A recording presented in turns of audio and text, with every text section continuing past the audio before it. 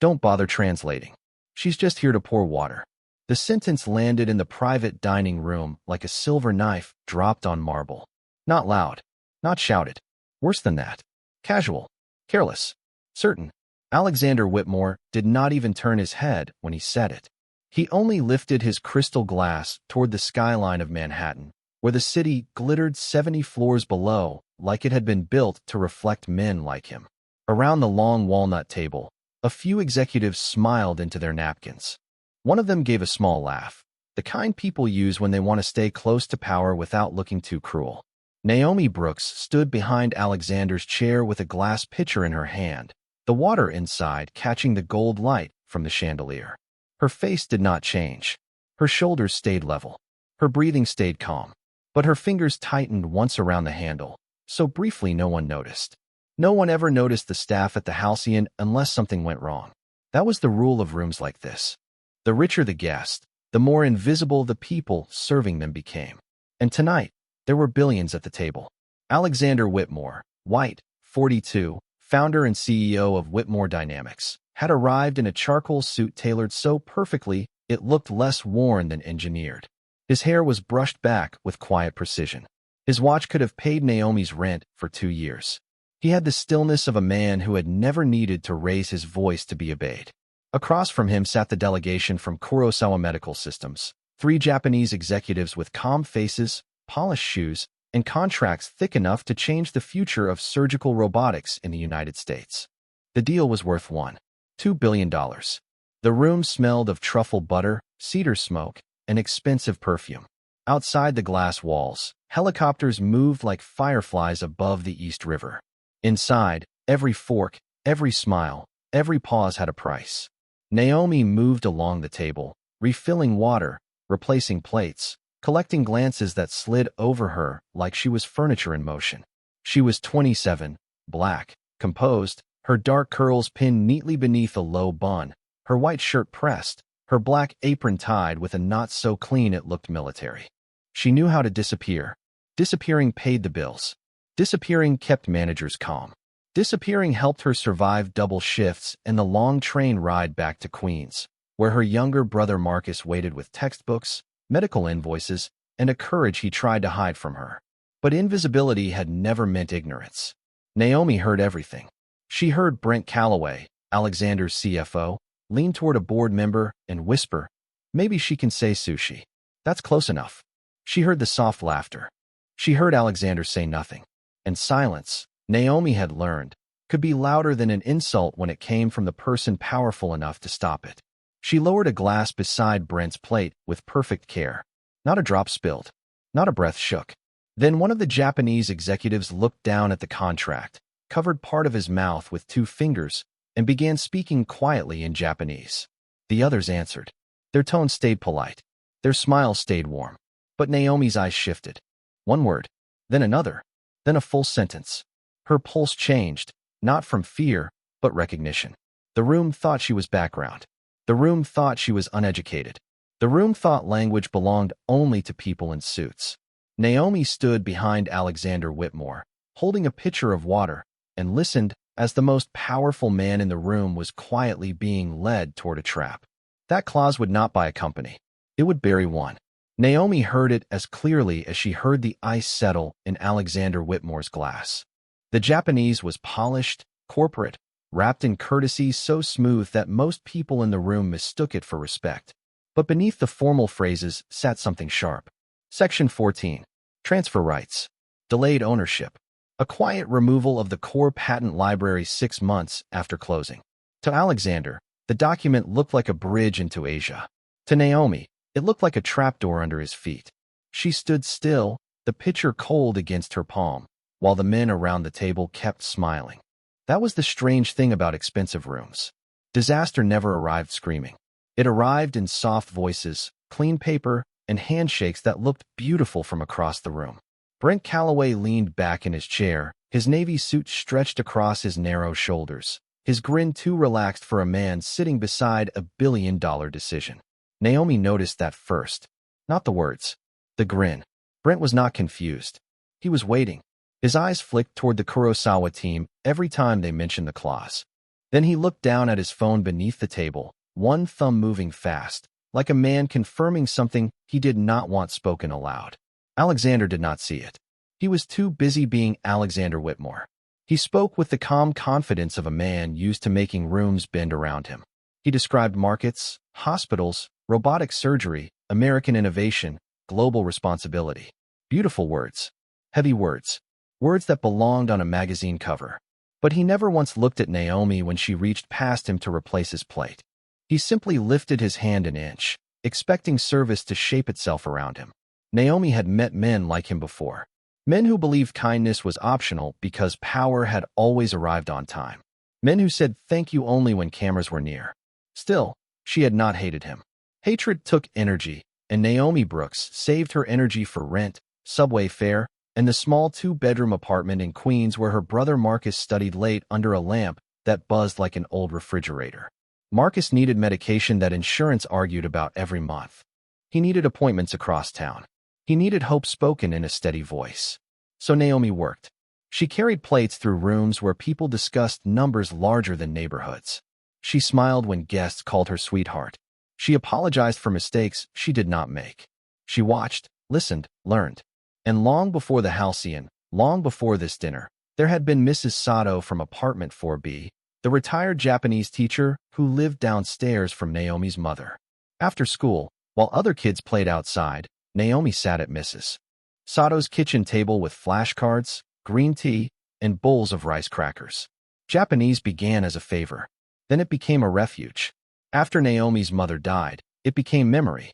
Every character she practiced felt like a small candle left burning for the women who had kept her alive. But no one in this room knew that. To them, she was a uniform, a name tag, a pair of quiet hands. Brent lifted his glass without looking at her. More water, sweetheart. Naomi filled it. Across the table, Mr. Kurosawa spoke again in Japanese, softer this time. Once Whitmore signs, their domestic patents become vulnerable.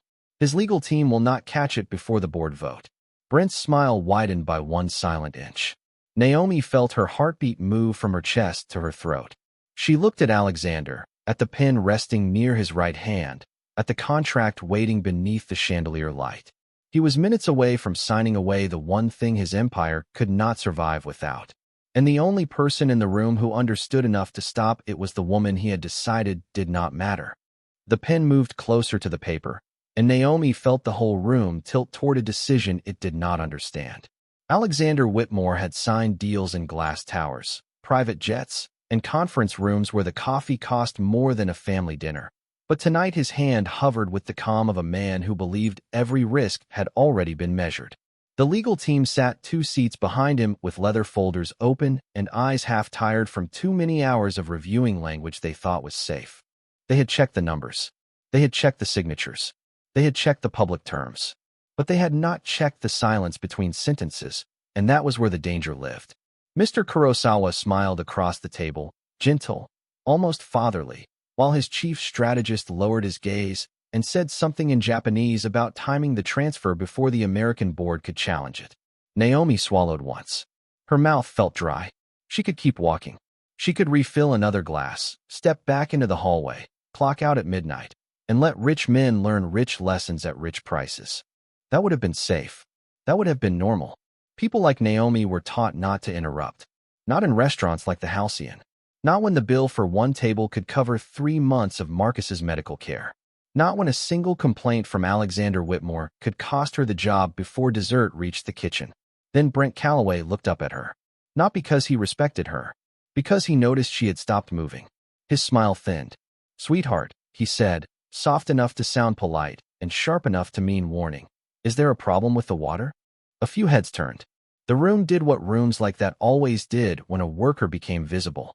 It judged before it listened. Naomi looked at the pitcher, then at the contract, then at Alexander. He still had not turned around. Not fully. Only enough to let annoyance show along the edge of his jaw. Naomi heard Mrs. Sato's old voice in her memory, calm as steam rising from tea.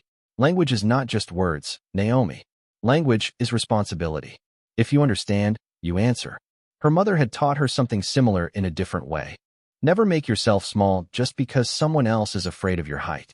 Naomi set the pitcher down on the sideboard. The sound was tiny, but in that room it felt enormous. Alexander finally looked back. His eyes were cool, impatient, practiced. "Miss," he said, "we are in the middle of something important." Naomi nodded once. "Yes, sir," she said. "That is why I need to speak." The air changed. Not loudly, not dramatically, but every person felt it. Brent sat forward. The attorney nearest Alexander blinked. One of the Japanese executives went perfectly still. Alexander stared at Naomi as if the furniture had started breathing. "Excuse me?" he asked. Naomi did not raise her voice. She did not point. She did not accuse. She simply turned toward the Kurosawa delegation, bowed her head with careful respect, and spoke in clear, fluent Japanese. "I apologize for interrupting this dinner, but the discussion about Section 14 has been misunderstood by Mr. Whitmore's side." The silence that followed was not empty. It was crowded with panic. Mr. Kurosawa's smile disappeared first. His strategist looked down at the contract as if the pages had betrayed him. Brent's face lost its color so quickly that even Alexander noticed. Naomi continued, still calm, still standing in her black apron beneath a chandelier worth more than her yearly salary. The language of the clause allows Kurosawa Medical Systems to separate the domestic patent library after closing and reassign the surgical guidance algorithms through a secondary licensing structure. In plain English, Mr. Whitmore would pay $1.2 billion for a company whose most valuable technology could be removed before his board understood what happened. No one moved. The city glittered beyond the windows. The ice in Alexander's glass cracked softly, and for the first time all night, the most powerful man in the room had nothing to say. The silence did not break. It folded inward, layer by layer, until every person at the table seemed trapped inside it. Alexander Whitmore stared at Naomi Brooks as if the room had changed shape around him. One minute she had been a waitress with a pitcher. The next, she had become the only person standing between him and the most expensive mistake of his life. His attorneys exchanged glances, quick and frightened. They understood the English now. They understood the number. They understood the disaster. But what they did not understand was how a woman they had not bothered to greet had seen what their entire legal team had missed. Brent Calloway recovered first, or tried to. He gave a small laugh, thin as paper. "This is absurd," he said. "Alexander, with all due respect, are we really letting the waitstaff interpret a billion-dollar contract?" The word waitstaff hung there, dressed up as procedure, but smelling like contempt. Naomi did not answer him. That was her strength. She did not chase disrespect. She let it reveal itself. Alexander looked at Brent, then back at Naomi. For the first time that night, his voice had lost its polished certainty. "How do you know Japanese?" Naomi held his gaze. "I learned it from someone who believed language was a bridge, not a decoration." One of the Kurosawa executives shifted in his seat. Mr. Kurosawa cleared his throat and placed both hands flat on the table. "There may be a misunderstanding," he said in English, his tone smooth again. "Business language can be complex." Naomi turned to him gently. "Yes, sir. That is why precision matters." A few people inhaled. Not because she was rude. She was not. That was what made it powerful. She was respectful enough to be undeniable. Mr. Kurosawa looked at her for a long second, and something behind his eyes hardened. Alexander saw it. He had built an empire by reading expressions across conference tables, by noticing when confidence became theater. Now, for the first time, he read the face across from him and realized Naomi had been right before anyone admitted it. Brent leaned closer to Alexander and lowered his voice, though not low enough. "Do not do this here. Sign the preliminary letter, review the clause tomorrow, and keep control of the room." Naomi heard that too. So did Alexander. Control of the room. That had always been his religion. Control the tone. Control the terms. Control the people around you. But control had almost blinded him. He looked at the contract, at the pen, at Brent's hand resting too close to his phone. Then he looked at Naomi's black apron, her name tag, the quiet steadiness in her face. "What exactly did they say?" Alexander asked. Brent's head snapped toward him. "Alexander, no." Alexander did not look away from Naomi. "Translate it. Word for word." The room shifted again. Naomi drew a slow breath. She turned toward the Kurosawa delegation and repeated their earlier Japanese sentences in English, one after another, without embellishment, without anger, without adding a single dramatic flourish. The delayed transfer. The secondary licensing structure. The board timeline. The confidence that Whitmore's side would not catch it before the announcement. Each sentence landed cleaner than an accusation because it carried no emotion, only truth. By the time she finished, Alexander's attorneys were writing furiously. One had already pulled up the digital contract on a tablet, fingers moving fast over the glowing screen. Another whispered into a phone in the hallway. Mr. Kurosawa's strategist no longer looked calm. Brent did. That was what scared Naomi most. Not his panic, his stillness. It was the stillness of a man calculating which door might still open. Alexander noticed it too. Brent, he said quietly, who approved Section 14 for final review. Brent blinked once. Legal did. Alexander's eyes did not move. I asked who approved it. The room became colder than the Manhattan night beyond the windows. Brent adjusted his cuff, a tiny gesture from a man suddenly aware of every eye on him. Naomi stood beside the sideboard, hands folded now, no pitcher, no tray, nothing to hide behind. She had spoken. She had stepped out of invisibility, and there was no way back into it. Brent Calloway smiled the way cornered men smile when they still believe the exit belongs to them. It was small, clean, almost friendly, and it made Naomi trust him even less. Alexander Whitmore remained seated, but something about him had changed. The arrogance had not vanished.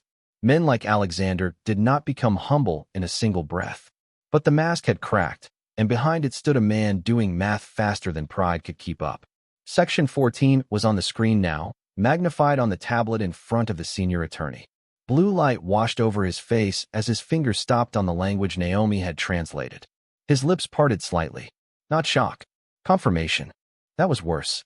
Mr. Whitmore, the attorney said carefully, this clause does create an opening for post-closing separation of intellectual property under certain conditions. Alexander turned his head slowly. Certain conditions? The attorney swallowed. Conditions that are broad enough to be dangerous.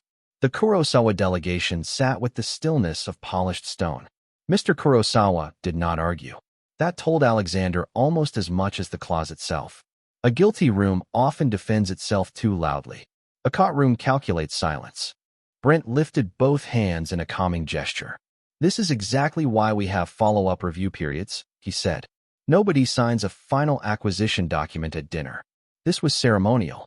A relationship move. We are making this bigger than it is because a server overheard fragments in a language she is not certified to interpret. There it was again. Not Naomi. Not Miss Brooks. A server. A category instead of a person. Naomi felt the sting, but she did not let it reach her face. She had spent years practicing that kind of discipline. On subway platforms. In hospital billing offices. At host stands where guests asked for another waitress without saying why. She knew that sometimes dignity was not a speech. Sometimes dignity was refusing to let someone else define the room. Alexander leaned back, eyes locked on Brent. Why are you more concerned about who said it than whether it is true? Brent paused for half a second too long. That half second walked across the table louder than footsteps. Because process matters, Brent said. Because reputation matters. Because if word gets out that Whitmore Dynamics lets restaurant staff interrupt international negotiations, we look unstable. Naomi expected that to land. In rooms like this, reputation was a weapon and a cage. But Alexander did not move. His gaze shifted to Naomi, then to the pitcher on the sideboard, then to the napkin beside his plate where his pen still waited. What is your full name? He asked. Naomi Brooks, she answered. Have you worked here long? 3 years. Do you have formal translation credentials? Brent almost smiled, as if the question had saved him. Naomi saw it, and answered without flinching. No, sir. I have fluency, not a framed certificate. A few faces turned downward. Alexander held her gaze.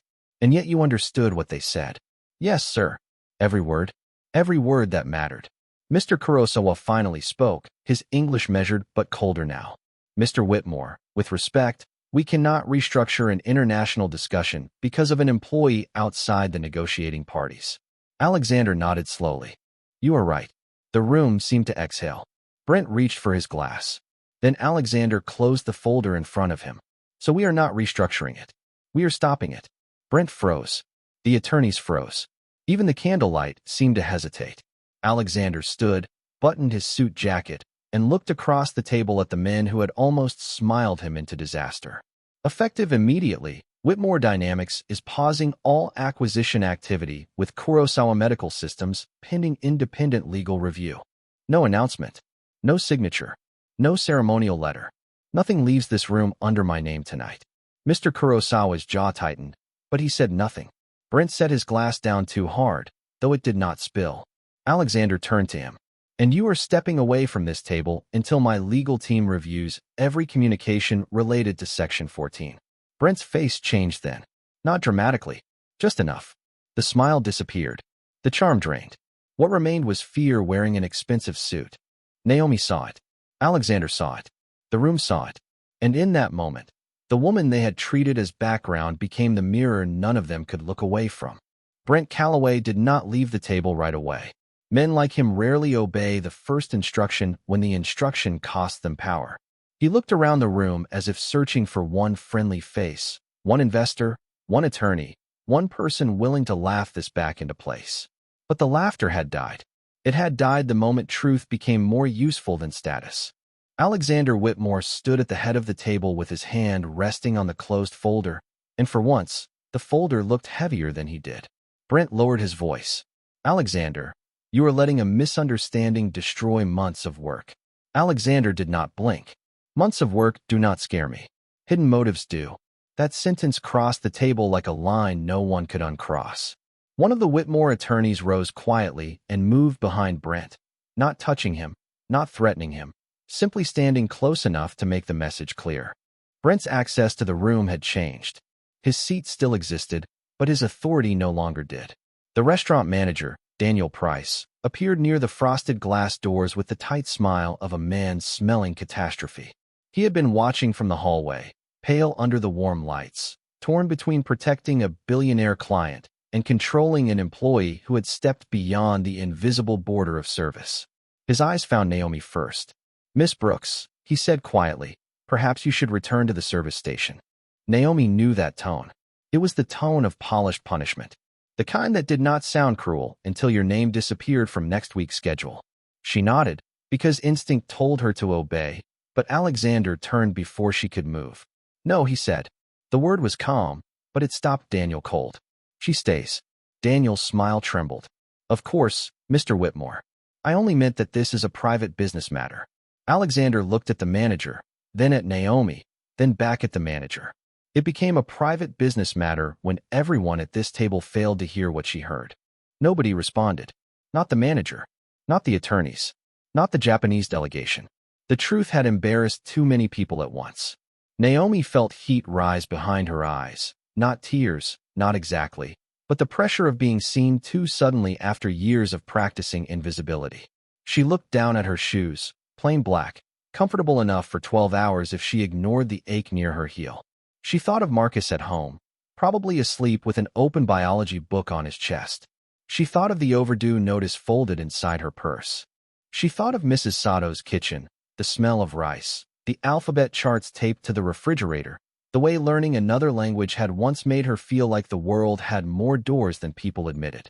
Alexander's voice pulled her back. Miss Brooks, when did you first notice the problem? Naomi lifted her chin. When Mr. Kurosawa's strategist mentioned the 6-month window in Japanese. Before that, the wording seemed unusual, but I was not sure. And when did Mr. Calloway react? The room tightened again. Naomi did not look at Brent. When they mentioned the transfer timing, he checked his phone. Twice. Brent exhaled sharply. This is ridiculous. I check my phone because I run a public company. Alexander's attorney, a woman named Patricia Hale, looked up from her tablet.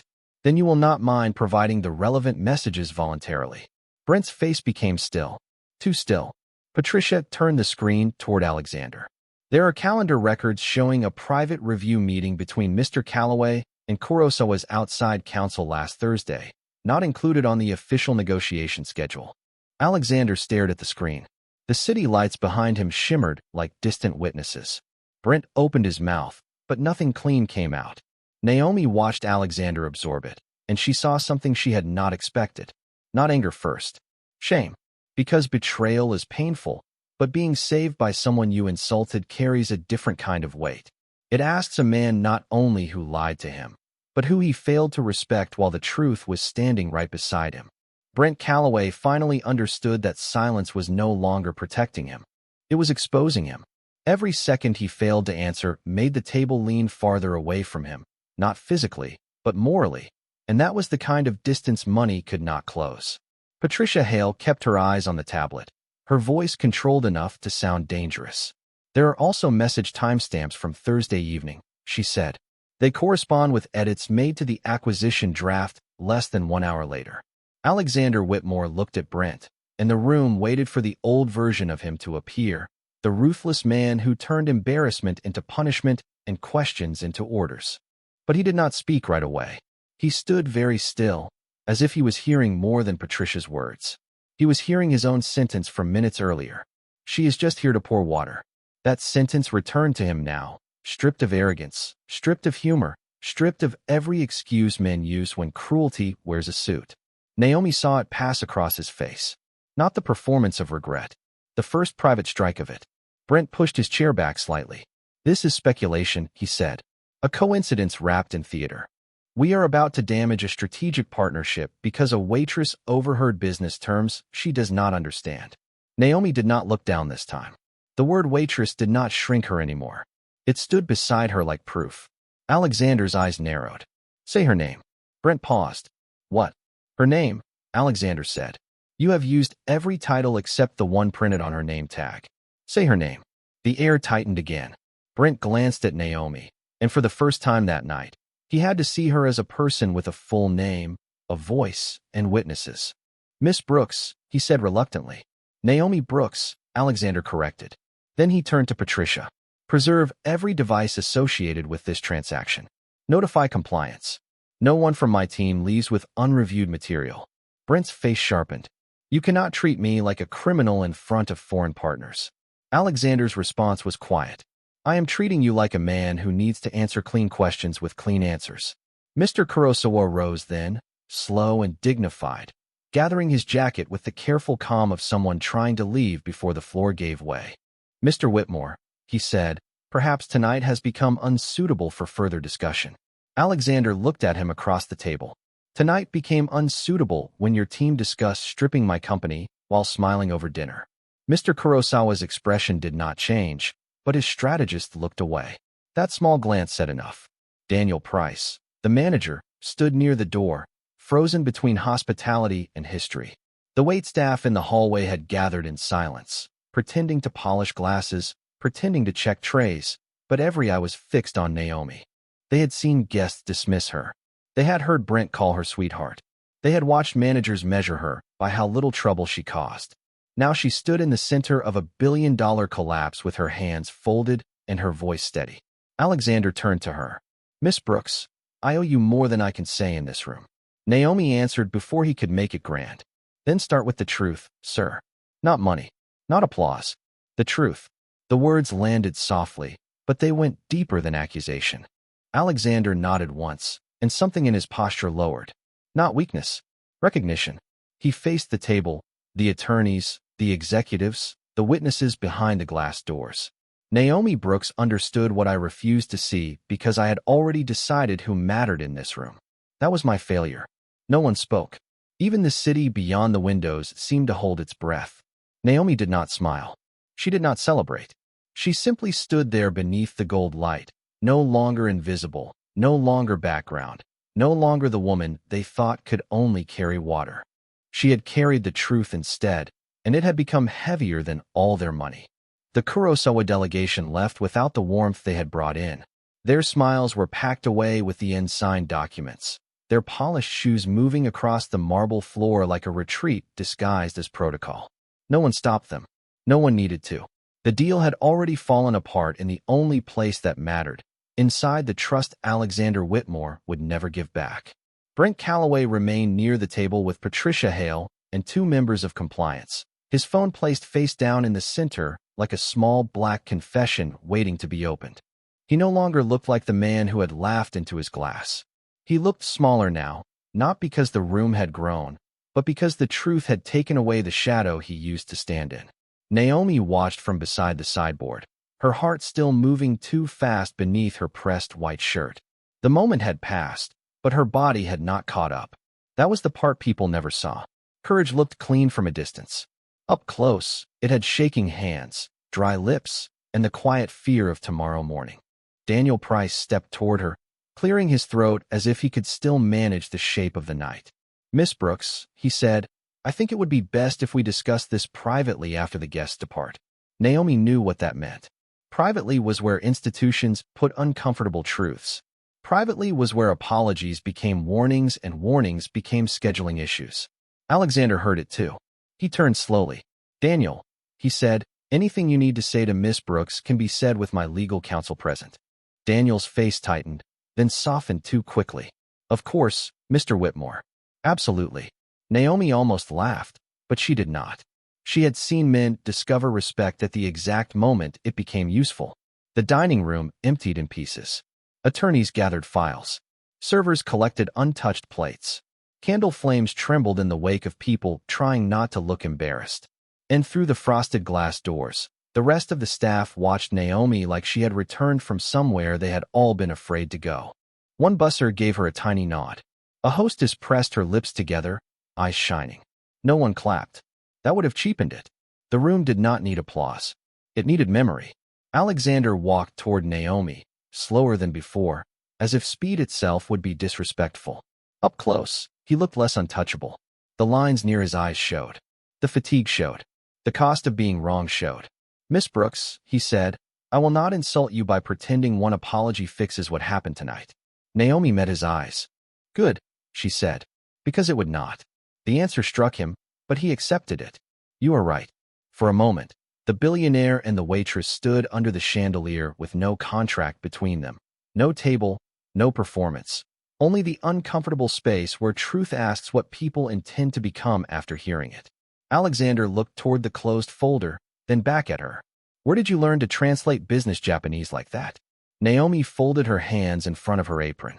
"I did not learn it for business. I learned it because someone loved me enough to teach me." That answer quieted him more than any accusation could have. Naomi continued, her voice even. "Mrs. Sato lived downstairs from my mother when I was a child. She taught me after school. Later, I studied linguistics at Hunter College for 2 years, until my mother passed and my brother needed me home. I kept studying on trains, during lunch breaks, between shifts, whenever the world gave me 10 minutes and expected me to waste them." Alexander looked down, not in pity, but in recognition of a ledger he had never read. Talent had been standing 3 feet behind him all night, carrying water while men with better titles missed the truth. Patricia approached and handed him a tablet. "Preliminary review confirms Miss Brooks's interpretation," she said. Alexander nodded, then looked at Naomi again. "You saved my company tonight." Naomi shook her head. "No, sir. I told you what was said. What you do with the truth is your company now." Alexander Whitmore did not answer right away, because Naomi Brooks had given him something more difficult than rescue. She had given him responsibility. The room was almost empty now, but not quiet. It carried the soft sounds that come after a storm of pride. Chairs being straightened, silverware collected, legal folders closing, shoes crossing marble with careful speed. Beyond the windows, Manhattan kept glittering as if nothing had happened, as if a billion-dollar deal had not nearly collapsed under chandelier light, as if a woman in a black apron had not just forced an empire to look at its own blindness. Patricia Hale stepped aside to take another call. Daniel Price lingered near the service station, suddenly attentive, suddenly respectful, suddenly aware that Naomi Brooks was no longer just an employee. He could move around a floor plan. Alexander noticed that too, and the shame deepened. He had spent years claiming he could recognize talent before anyone else. He had built a company around prediction, pattern recognition, precision. Yet tonight, he had failed at the simplest human skill in the room, seeing the person standing beside him. Naomi reached for the water pitcher again, more out of habit than duty. Alexander stopped her with a raised hand, then lowered it quickly when he realized even that gesture felt too much like command. "Please," he said, softer than before. "You do not have to do that." Naomi looked at the pitcher, then at him. "I know." And still, she set it neatly on the table, because dignity was not refusing service. Dignity was choosing when service did not mean surrender. Alexander absorbed that in silence. A few minutes later, Brent Calloway was escorted into a private conference room with compliance, not dragged, not humiliated, just removed from the center he had mistaken for his birthright. That was enough. Some falls do not need noise. Some falls happen when the room no longer turns toward you. Naomi watched the door close behind him, and for the first time all night, her shoulders loosened. Not much, just enough to breathe. Alexander turned to Daniel. Miss Brooks will not face retaliation for tonight. Her schedule, position, and reputation here will be protected. Daniel nodded quickly. Of course. Alexander held his gaze. Put that in writing before I leave. Daniel swallowed. Yes, sir. Then Alexander faced Naomi again. I would also like to offer you something, he said. A consulting interview with my international strategy division. Paid. Formal. No favors. No charity. You would meet with people who understand what you did tonight. Naomi studied him carefully. Men with money often confused opportunity with absolution. They thought a door opened by their hand erased every door they had once closed. Are you offering because I saved your deal? She asked. Or because you finally see my qualifications? Alexander looked at her for a long second. The old version of him would have answered smoothly. The new version, if it was real, had to answer honestly. Both, he said. Then he paused. And that is not good enough. Naomi did not move. Alexander continued. I should have been able to see the second part without needing the first. That was the first sentence he had spoken all night that did not sound polished. It sounded earned. Naomi nodded once. Then start there. The elevator doors opened in the distance, sending a ribbon of cooler air through the dining room. The night was ending, but something else had begun, not a fairy tale, not a miracle, something harder and more valuable. Accountability. Alexander picked up the unsigned contract, looked at it, and handed it to Patricia without breaking eye contact with Naomi. Review everything. Build it clean or do not build it at all. Patricia nodded. Naomi untied her apron slowly and folded it over her arm. She was still tired. Her feet still hurt. Marcus still had bills waiting at home. But she walked differently now, not because a billionaire had noticed her, but because the room had been forced to remember that she had never been invisible. They had only been blind. And as Alexander watched her step toward the service doors, he understood the lesson with a clarity money could not purchase. Power can own the table. Pride can command the room. But wisdom, when it finally speaks, can make every empire lower its voice.